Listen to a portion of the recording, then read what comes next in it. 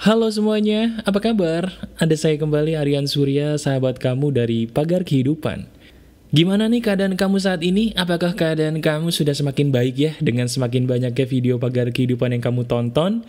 Kayaknya udah banyak yang berubah hidupnya ke arah yang lebih baik. Nah, bagaimana dengan kamu nih? Udah praktek berapa video dari Pagar Kehidupan? Nah, sambil kita praktekin, sambil kamu sharing dong di bagian komentar. Kira-kira video mana sih yang udah kamu praktekin dan berhasil merubah hidup kamu? Kasih tahu kepada saya ya. Nah, di video ini saya akan kembali bercerita. Bercerita tapi bisa memiliki sebuah pesan yang bisa jadi pesan ini sesuai dengan permasalahan yang kamu hadapi.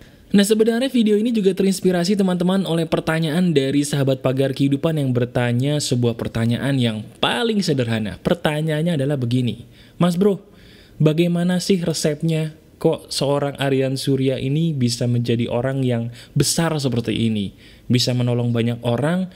Apa sih yang membuat Mas bro ini jadi dalam tanda kutip ya, berpikiran luas seperti ini?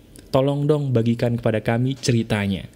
Nah, kali ini saya akan kembali bercerita kepada kamu. Saya akan khusus bercerita kepada kamu di video ini. Dan ambil hikmahnya ya. Bisa jadi apa yang saya alami juga sedang kamu alami. Jadi kalau ada pertanyaan bagaimana saya bisa menjadi sebesar ini, sebenarnya pertanyaan itu bukan pertanyaan yang lebay. Ada mungkin di antara kamu yang berkata, apaan sih subscriber baru 60.000 aja udah ngerasa besar. Bukan. Yang saya maksud besar di sini bukan berarti subscribernya loh, tapi saya merasa bahwa apa yang saya lakukan ini sudah bisa menolong ratusan bahkan ribuan orang di luar sana. Termasuk juga kamu, bener nggak? Nah, rahasianya apa sih? Jawaban saya sederhana banget teman-teman. Jawabannya adalah karena saya mencintai penolakan dan menjadikannya sebagai sahabat baik. Lah kok sahabat baik tuh penolakan tuh maksudnya opo tuh mas bro? Gini. Kebanyakan orang tidak percaya bahwa pengalaman hidup itu sebenarnya adalah guru yang paling baik. Saya ulangi sekali lagi, pengalaman hidup kamu tuh yang menyakitkan dulu itu sebenarnya guru loh. Guru terbaik buat diri kamu sendiri. Bener gak? Nah, jadi begini teman-teman. Saya itu adalah orang yang sudah biasa mengalami penolakan dari dulu. Saya bukan terlahir di sebuah lingkungan yang bisa membuat saya diterima 100% oleh lingkungan saya. Sekarang saya ingin bertanya dulu sama kamu. Teman-teman, kau pernah gak sih dalam sebuah keadaan di mana kamu nih kayaknya melakukan apapun, orang-orang tuh gak menghargai kamu. Kamu melakukan perbuatan yang sehebat apapun, kayaknya penghargaan dari orang lain tuh cuman kecil gitu buat kamu. Seolah-olah kamu ngerasa, gua ngelakuin apa aja nih mas bro, kayaknya gak ada gunanya. Penilaian orang-orang di sekitar gua nih, termasuk orang-orang terdekat gua, sama aja. Kayaknya hopeless deh, sia-sia deh gua ngelakuin hal-hal besar. Pernah kamu mengalami hal seperti itu? Nah, kamu percaya atau enggak? Itu juga saya alami loh dulu dalam waktu 10 tahun belakangan ini. Penolakan, dan penolakan.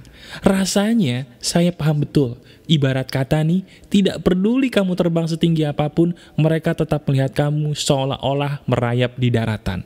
Rasanya pedih. Rasanya gak enak banget ya. Kamu nih udah ngelakuin yang terbaik, tapi orang-orang sekitar kamu tuh cuman kayaknya, oh ya udah deh. Kamu udah capek-capek ngelakuin hal besar, tiba-tiba mereka cuman berkata, oh oke. Aduh. Bahkan celakanya lagi, ada loh di antara kamu pasti yang udah capek-capek tuh ngelakuin perbuatan besar, tapi gak ada satupun yang menghargai perbuatan kamu sedikit pun. Gimana? Rasanya sakit ya? Ibarat kata terjun payung, tapi yang kamu bawa tuh payung beneran. Mana bisa dipakai? Akhirnya jatuh, kakinya patah sesakit-sakitnya. Aduh. Nah itu teman-teman yang saya alami selama 10 tahun belakangan dulu. Lantas akhirnya saya berpikir begini, kayaknya kalau gue begini terus, gue bakal gak maju-maju. Bahkan jujur ya, saya dulu sama seperti beberapa di antara kamu, merasa kayaknya lebih baik gue udah gak ada deh di dunia ini, memutuskan hampir untuk bunuh diri. Betul, hampir saya memutuskan untuk bunuh diri, untungnya iman saya menyelamatkan saya. Nah, bagi kamu yang sekarang pernah punya pengalaman pahit karena merasa tidak dihargai, tahan dulu keinginan kamu untuk mengakhiri hidup. Tahan dulu. Dengarkan saya bagaimana saya menggunakan teknik yang berikut ini. Teknik yang menyelamatkan saya adalah teknik yang saya beri nama belajar menjadi tuli. Sekali lagi, belajar menjadi tuli.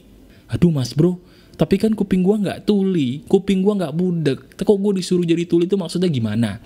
Maksudnya tuh begini loh teman-teman. Kebanyakan di antara kita nih, termasuk juga saya dulu, adalah tipe orang yang selalu menjadikan penghargaan orang lain itu sebagai suatu hal yang penting banget gitu loh. Kayaknya kalau nggak ada penghargaan dari orang lain, gue nggak ada nilainya. Bener nggak? Iya kan? Saya juga sama seperti kamu dulu, bahwa apapun yang saya lakukan, saya pengen dong dihargain orang. Saya pengen dong dihargai keluarga saya sendiri. Saya pengen dong dianggap sebagaimana layaknya mereka menganggap orang lain. Iya kan? Pengen. Tapi lama-lama saya berpikir, kalau seandainya saya menggunakan pola pikir seperti itu terus, saya bisa bunuh diri. Karena saya tidak mendapatkan apapun yang saya inginkan. Betul. Penghargaan dari orang lain itu mahal. Lebih mahal dari mobil Eropa. Karena terlalu mahal, kadang-kadang orang banyak yang putus asa kemudian bunuh diri hanya karena tidak mendapatkan penghargaan yang layak dari sekitarnya. Itu fakta loh.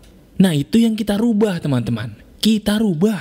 Belajar menjadi tuli ini yang saya maksudkan adalah belajarlah untuk menjadi orang yang tidak butuh orang lain selain diri kamu sendiri di dalam meyakini bahwa kamu layak loh menjalani hal ini. Bahwa kamu layak loh untuk terus hidup.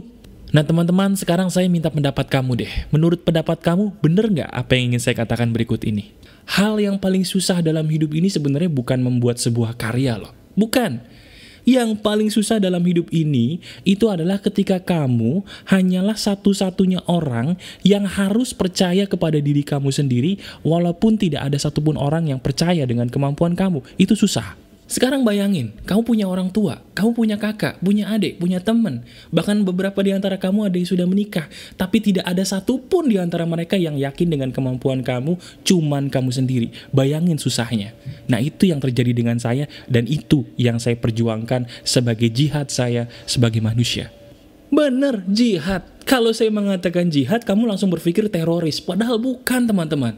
Bagi kamu yang non-muslim, jihad itu bukan teroris. Jihad itu berjuang dengan sungguh-sungguh. Itu maknanya jihad. Dan percaya atau enggak, jihad saya selama 10 tahun belakangan ini adalah sama seperti kamu. Berusaha yakin dengan diri sendiri, walaupun 1000 orang di sekitar kita, tidak ada satupun yang yakin di antara mereka kepada kita. Itu susah, tapi itulah seninya hidup. Nah sekarang saya akan langsung membagikan kepada kamu bagaimana cara saya belajar menjadi tuli. Caranya harus kamu lakukan satu persatu, bisa langsung kamu lakukan saat ini juga. Kalau perlu kamu catat dulu ya, supaya kamu tidak lupa. Langkah pertama seandainya kamu ingin belajar menjadi tuli adalah kamu menyadari bahwa selama ini diri kamu nih berada dalam sebuah lingkungan yang salah. Lingkungan yang salah ini, kalau diterusin, itu yang membuat kamu selalu mentok alias mandek. Loh kok bisa? Karena lingkungan yang salah itu akan mencuci otak kamu menjadi otak yang tidak sebenar-benarnya adalah otak yang kamu punya. Maksudnya gimana? Maksudnya gini, seandainya aja keyakinan kamu 100, kamu pasti jadi orang yang luar biasa hebat. Nah celakanya, keyakinan kita kan dipengaruhi oleh lingkungan. Kalau lingkungan kita tidak mendukung, keyakinan kita nggak mungkin mencapai 100, teman-teman. Nah, sekarang kalau keyakinan kita cuma 50, otomatis kemampuan kita pun akan mentok segitu-segitu aja. Nah, sekarang saya tanya dulu sama kamu. Benar nggak selama ini lingkungan kamu yang membuat kamu tidak nyaman? Lingkungan kamu yang membuat kamu tidak percaya diri untuk mengekspresikan diri? Kalau memang iya, langkah pertamanya adalah berhijrahlah untuk menetralkan diri. Sekali lagi, langkah awal untuk belajar menjadi tuli, berhijrahlah untuk menetralkan diri. Berhijrahlah itu artinya kamu keluar dari lingkungan yang lama di mana kamu tinggal sekarang, tinggallah secara mandiri atau sendiri di sebuah lingkungan yang betul-betul membuat kamu jadi netral. Betul, menjadi netral, tidak terkurung oleh pola pikir lama yang dibentuk oleh lingkungan lama kamu yang keliru. Aduh mas bro, berarti nih kalau keluarga gua yang mohon maaf nih agak ngaco gitu ya, berarti gua harus keluar gitu dari lingkungan keluarga. Iya, kamu keluar dari lingkungan keluarga, mandiri, tapi hubungan silaturahmi jangan sampai putus. Tetap mandiri, silaturahmi jalan. Nah itu yang saya lakukan teman-teman. Jadi dulu akhirnya saya memutuskan untuk ngekos di luar rumah untuk menetralkan diri supaya saya tidak terkurung oleh lingkungan yang frekuensinya salah. Dan itu saya lakukan bukan berarti saya putus kontak loh dengan keluarga. Saya tetap berkunjung kepada keluarga, tapi saya lebih dominan hidup secara mandiri untuk menetralkan frekuensi diri. Dan percaya atau enggak, dari situ saya bisa menemukan diri saya sendiri. Masuk akal nggak menurut kamu? Masuk akal kan? Nah sekarang pertanyaannya, apakah kamu berani untuk hidup mandiri? Saya ulangi sekali lagi, apakah kamu berani untuk hidup mandiri tanpa kata tapi? Kalau ketika saya mengatakan ini dalam hati kamu ada perkataan tapi, buang kata tapinya, saya cuma tanya berani atau enggak. Kalau kamu jawab berani, lakukan besok. Kalau kamu jawab tidak berani, jangan salahin siapa-siapa seandainya kemampuan kamu tidak sepenuhnya keluar. Jangan salahin siapa-siapa, itu salah kamu sendiri. Nah teman-teman, setelah langkah awal ini sudah berhasil kamu lakukan dan kamu sudah menjadi mandiri, langkah berikutnya yang saya dulu lakukan adalah belajarlah untuk melatih diri kamu, melakukan hal yang benar-benar kamu senangi. Sekali lagi ya, belajar melatih diri untuk melakukan hal yang benar-benar kamu sukai atau kamu senangi. Nah, sebenarnya teman-teman, semua orang itu tahu loh apa yang dia sukai dan apa yang dia senangi, semua orang itu tahu, bener deh. Tapi kasiannya, karena dia terlalu lama berada dalam lingkungan yang salah, apa yang dia senangi itu dia pendem dalam-dalam sampai akhirnya nggak bisa keluar lagi. Nah sekarang, karena kamu sudah berhasil memutuskan untuk hidup mandiri, coba keluarkan lagi dong. Apa sih yang menjadi impian kamu? Apa sih yang kamu sukai? Apa sih yang bener-bener kamu banget yang dulu kamu pengen lakuin tapi ragu-ragu? Coba belajar untuk melakukan hal itu secara rutin. Ingat, secara rutin. Emang awalnya susah, tapi percaya deh, itu bisa dilatih kok. Lama-lama diri kamu akan kebiasaan berani untuk melakukan hal yang kamu suka dan bahkan menjadi gaya hidup kamu yang baru. Percaya deh.